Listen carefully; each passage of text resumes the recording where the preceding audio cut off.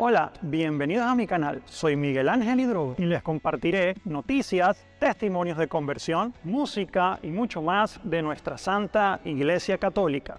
No olvides suscribirte a mi canal y darle a la campanita de notificación. Si quieres hacer una donación, le puedes dar clic al botoncito de gracias que aparece en cada uno de mis videos. Con tu aporte me ayudarás a seguir creciendo en este canal de evangelización. Tu nombre aparecerá al final del video como muestra de gratitud. Bendiciones.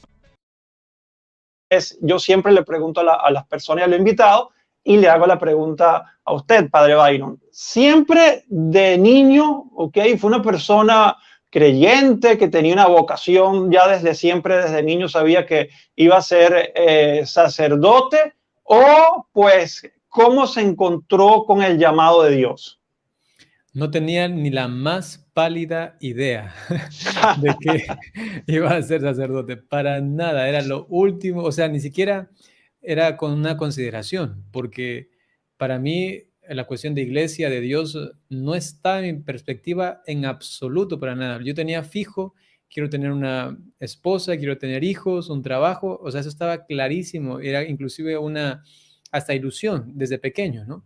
Entonces, respondiendo a esto, pues para nada. Más bien la vocación llega en un momento de cruz, digamos así, y Sí. luego hace posible que uno reflexione, interiorice la situación y luego el Señor iba llamando, ¿no? Entonces, sí, desde pequeño para nada, más bien tenía una experiencia nula de Dios. Solamente recuerdo que alguna vez me puse a orar por alguna necesidad muy grande que tenía que ver con mi papá, que parecía que no regresaba, que parecía que le ocurrió un accidente, y ahí como que estaba muy, muy preocupado, y recuerdo ir al baño, ponerme de rodillas, y es la única oración que recuerdo de mi infancia, en toda mi vida, ¿no? Y ahí que le pedí al Señor, hasta estaba llorando, ¿no? Porque sospechábamos que le pasó algo a mi papá y que probablemente tuvo un accidente, ¿no? No sé de dónde venía eso, quizá era una intuición de niño también, quizá tenía en ese entonces unos 7 años, 8 años, pero no más, no más, en absoluto. Luego la vocación o ser sacerdote, o sea, en absoluto para nada, ¿no? Y padre, y podría contar porque pues inclusive esto puede servir para pues otros jóvenes, otras personas que pues tengan como esa idea, porque ya yo acá en el canal he hablado con muchos sacerdotes, ¿ok? Y yo le hago la misma pregunta y me dice, mira Miguel, pues yo te mentiría si yo tuve como algo sobrenatural o místico, así que me sucedió, pues el llamado, pues yo pues sentí en mi corazón y entré al seminario y dije, bueno, vamos a ver qué es lo que quiere el Señor de mí, ¿ok?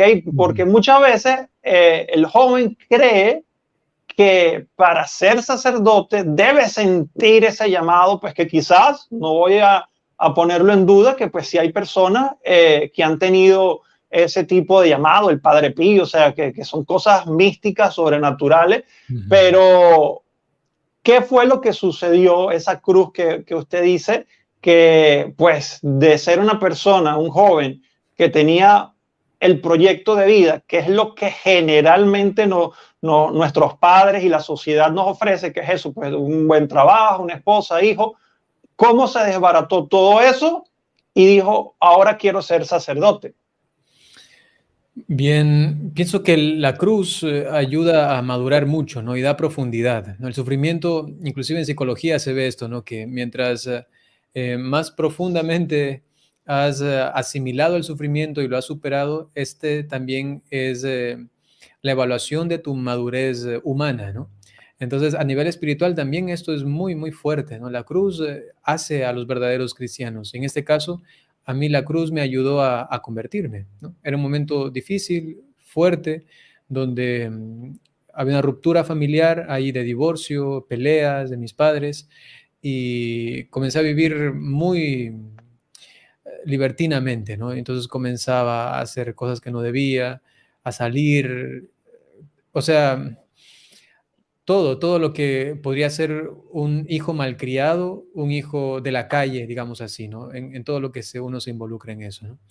Joven, desde los más o menos 14 hasta los 16 años, pues fueron esos años fuertes en los que salía y no pedía permiso a nadie, y tomaba el dinero del local donde teníamos un trabajo y me iba los fines de semana y así, ¿no? Entonces, muy irrespetuoso, para nada una relación estable con mis padres o con mis hermanos, inclusive somos tres hijos de padre y madre, y sencillamente llega un momento en el que me doy cuenta de que mm, mi familia está mal, de que yo tengo que buscar una forma para salir adelante, ¿no? Iba un poco ya reflexionando, iba madurando, ¿no? Y lo que me ayudó fue estar solo. O sea, pareciese que era como la consecuencia negativa, pero a la par fue positivo, ¿no? Negativo porque no tenía a mis padres, no tenía un apoyo inmediato de mi familia y todo era con mis amigos afuera, ¿no? Y más, digamos, con mi abuelita, era con la única con la que yo la respetaba muchísimo y todo, y si me decía algo tenía que hacerlo. Ella tenía mi obediencia, ¿no? Se había ganado la autoridad. Pero del resto, no. Y entonces comenzaba yo solo a pensar, ¿y qué voy a hacer de mi vida? ¿Y qué va a pasar? Acaba el colegio y ¿con quién estoy? ¿Con quién cuento? ¿No? Solamente mi abuelita y esto. Y entonces me suscitó una idea de responsabilidad. Y ese es el primer paso humano que di, ¿no? En medio de esa situación difícil, o sea, había de todo, no te imaginas, ¿no? Encontrar a mi papá, yo qué sé, por ahí borracho en la calle, tenía que ir a traerlo, o yo qué sé, yo mismo llegar a la casa borracho, no saber dónde están mis papás, dónde está mi mamá, irme de la casa un mes, 2 meses, me pasé un año fuera de la casa, viviendo donde mi abuelita, sin permiso de mis papás y esto, o sea, todo un relajo total, total, ¿no? Entonces, en medio de eso, ya te puedes imaginar, ¿no? Joven y con anhelos, ¿no? De, de encontrar cuestiones ya fijas, mirar qué cosas son para mi futuro, estabilizarme, mi identidad, inclusive quién soy, ¿no? En esa edad uno está como buscando, ¿no? Esto. Y entonces, como no lo encontraba, dije, tengo que hacerlo yo solo, tengo que ver por mí mismo, ¿no? No se preocupaban por mis estudios ni nada de eso, no sabían si estoy mal, si estoy bien, para nada. Y entonces, a la final, asumí esto con mi abuelita y en hacerme cargo un poco de mi vida, ¿no? Ya poner los pies sobre la tierra, entonces llega algo fulminante y es la conversión de mi papá y es el acercamiento de mi familia hacia Dios. Y en ese momento digo, ¿y por qué no darle un chance a Dios? Veo que a mi papá le ayudó. A este hombre que yo tuve que ir a traerlo borracho o que en algún momento hasta tuve que forcejear con él y he confesado ya de esto, evidentemente, hasta alguna vez lo golpeé, ¿no? Wow. Entonces, con este hombre, ¿no? Que teníamos un trato horrible y que él ya no parecía mi papá. Entonces sucede que conoce a Dios un fin de semana, después de andar en borracheras como 3 años, en un fin de semana sale y nos propone que no va a volver a hacerlo nunca más. Y pasó un Wow. mes, 2 meses, 3 meses, y era otro hombre, ¿no? Hablándonos de Dios, diciendo que oremos, y eso me impactó bastante. Comencé a ganar otra vez la obediencia a mi papá. Él comenzó a ganarse también mi confianza, tenía ya autoridad sobre mí, se sanó un poco la relación entre los dos y él me dice, haz tú también un retiro como este. Y ahí comienza todo, ¿no? Entonces digo, bueno, en esa situación en la que me encuentro, al parecer esta es una opción, ¿no? Me puede ayudar, si a él le ha ayudado, pues veamos si a mí también. Entonces voy donde este retiro, en Juan 23, en un retiro que son Sí. de aquí en Ecuador, en Santo Domingo también, y voy a un retiro de jóvenes y el primer impacto que tengo es intelectual y me fascinó la vida de Jesús. No lo conocía mucho, me hablaron, sí, evidentemente en el retiro, aquí, acá, acá, pero decía, ¿qué más hay de este hombre? ¿Qué más hay? ¿No? Entonces, el primer impacto fue intelectual y esto como que me ayudaba, como que me tranquilizaba, como que me sanaba. En ese entonces no lo notaba, pero ahora sí, interiormente, como que me ayudaba a ordenar las ideas y todo esto, hasta que en un momento ya más adelante es que esto que lo tenía intelectualmente luego bajó al corazón. ¿Y cómo? A través de la Virgen María. voy a otra como convivencia, retiro también, y en Juan 23 no me habían hablado de la Virgen María, tampoco me habían hablado muy fuerte o muy entendiblemente sobre la Eucaristía. Y entonces cuando voy a este otro, hablaron Virgen María, Eucaristía, santidad, y dije, oh, esto que yo estoy entendiendo y que me fascina leer la Sagrada Escritura, comencé a leer el catecismo, no sé, me encontré por ahí, no sé de dónde, quizá en algunos de los libros de mi abuelita, encontré un catecismo para niños de San Juan Pablo II y comencé a leerlo, ¿no? Y me fascinó, dije, qué cosa tan interesante lo que propone aquí. Comencé a entender la cuestión de la creación, de los ángeles, recién como yo inaugurando mi cerebro, decía yo, ¿no? A ver, ¿y esto cómo es? Y la existencia de Dios, y el pecado de Adán y Eva, y acá, un catecismo espectacular, ¿no? Y ese fue mi primer alimento acercándome a la doctrina católica. A la par comencé a leer los libros primeros del Antiguo Testamento, y ya el Pentateuco lo había devorado, ¿no? Y continuaba leyendo.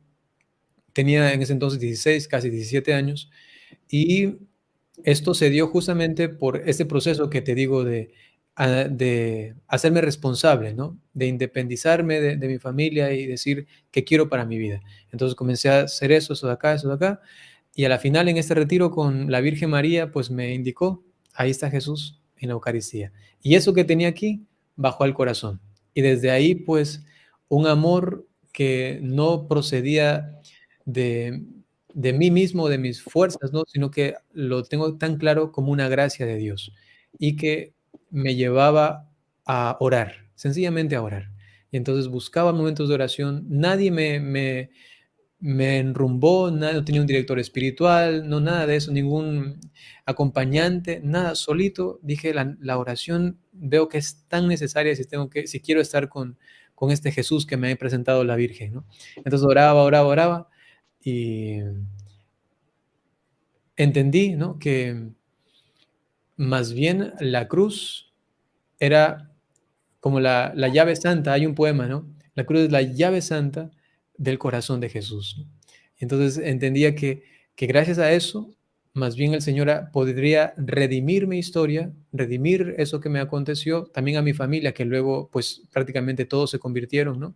Mis papás no regresaron a estar juntos, ¿no? Sin embargo, ellos tienen una relación normal, ¿no? Y, y, y ese fue el momento, ¿no? Momento de cruz. Primero yo poniéndome una cruz y agobiándome por ello, y luego escuchando prácticamente la voz de Jesús, vengan a mí los que están cansados y agobiados, que yo les aliviaré. Entonces, ahora a cargar esa cruz con el Señor, y desde allí, pues, sencillamente no puedo vivir sino para Él, ¿no? Ya no tiene sentido la vida sino solamente por lo que Él ha dado por mí, y ahora yo me preguntaba, ¿qué puedo yo dar a Él, ¿no? Por todo lo que Él me ha hecho, pues lo que me ha dado sencillamente es impagable. Y entonces quizá mi vida puede ser un poquito de un signo de gratitud, ¿no? Por lo que Él ha hecho por mí, ¿no? Qué bonito, padre.